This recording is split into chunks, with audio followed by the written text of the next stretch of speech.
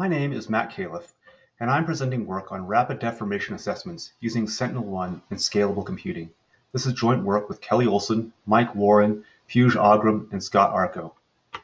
In addition to providing rapid deformation assessments, we also want an indication of the accuracy of our results. The major components of our work are 1. Our data ingest methods, 2. Our InSAR analysis methods, and 3. The use of synthetic data to assess our results. The first and third components are enabled by scalable compute. Sentinel-1 SLCs appear on Sci-Hub as zipped safe archives within roughly 12 hours of the collection time. Descartes Labs downloads these and uses them to produce every interferogram with a temporal baseline of 24 days or less. We used a fixed kernel that provides an effective resolution of 50 meters. In addition to the global InSAR layer, Descartes Labs also populates a metadata product. This product contains orbit data, parameters necessary to reconstruct the TOPS mode phase ramp, and offsets and zip compression state that allow direct per burst access to relevant portions of a geotiff within the zipped safe archive.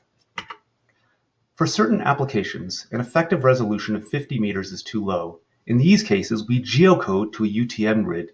The index information in the metadata product allows us to pull only the data we need from the Alaska Satellite Facility. This transfer from ASF typically takes less than 10 seconds, and we can geocode a single polarization of a burst in under 2 minutes. Deformation retrieval from a stack of complex imagery leverages published methods. We rely on a sequential phase estimator for phase and temporal coherence.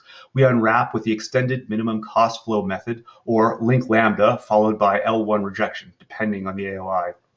In circumstances where appropriate, we'll use amplitude dispersion rather than temporal coherence to select good pixels. The accuracy of InSAR methods can vary even within an AOI.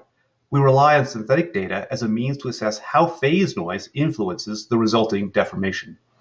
As a first step, we compute the eigenvalue decomposition for the full sample correlation matrix for all pixels. For a large AOI or a deep stack, this can be expensive. We partition the stack into tiles and distribute the work for each tile to a scalable compute resource. Our eigenvalue decomposition allows us to compute the square root of the SCM, which we can then use to create synthetic phases, which we pair with the original amplitudes. While this method is somewhat ad hoc, the statistics of our synthetic stacks match the statistics of the original stack quite closely. The left image is temporal coherence for a synthetic stack, while the right image is temporal coherence for the original stack. As many will observe, the SCM may not be positive definite, in which case we use a positive definite approximation of the SCM. It should also be noted that this approach is not appropriate when using amplitude dispersion to estimate phase noise.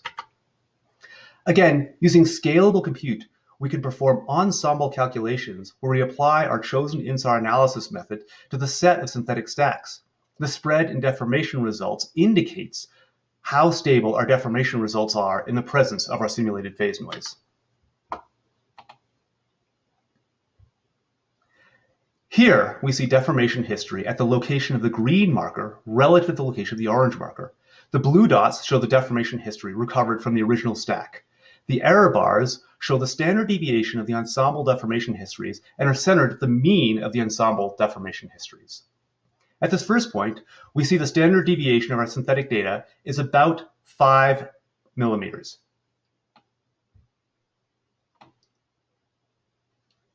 However, deformation histories at the second point have grown to roughly 15 millimeters, suggesting that the first point is a more reliable estimate of deformation than is the second point.